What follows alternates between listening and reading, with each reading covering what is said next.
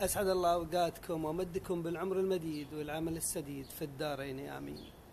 جاءتني تعليقات كثير على موضوع أمس لمست فيها ألم الفقد وحزن فراق الأحبة، فيسعدني أني أكمل في الموضوع شوية.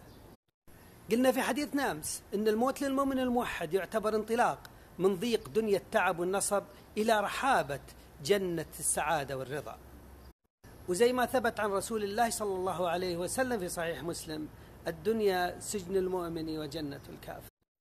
طبعا هذا لا يعني أن المؤمن في الدنيا المفروض يعيش في ضنك وضيق، ولكن ما يراه في الدنيا مقارنة بنعيم الآخرة يعتبر سجن. علشان يتضح المفهوم خلوني أذكركم بقصة سهل الصعلوكي الفقيه الخرساني اللي اجتمعت له رياسة الدنيا والدين معا. حكى القرطبي أنه سهل الفقيه كان في أحد مواكبه وخرج عليه يهودي دنس الثياب في حال رثة. قال لليهودي أن نبيكم يزعم أن الدنيا سجن المؤمن وجنة الكافر، هذا أنا كافر وهذا حالي، وهذا أنت مؤمن وهذا حالك.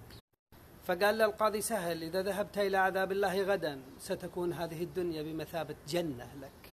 وقال له: أما المؤمن إذا ذهب إلى نعيم الله غدا فمهما كان نعيمه في الدنيا بتعتبر سجن مقارنة بما سيرى من النعيم في الآخرة. فالمؤمن الموحد إذا رحل عن الدنيا رحل عن أحباب ما بيدهم لا حول ولا قوة، ورحل إلى رب بيده كل النعيم المقيم. فكيف نأسى إذا انتقل أحد أحبابنا إليه؟ تعالوا معي نتخيل عظيم رحمته عز وجل. تخيلوا معي أن كل الرحمة الموجودة على الأرض اليوم ما هي إلا جزء من 100 جزء، يعني استبقى الله 99 جزء ليوم القيامة.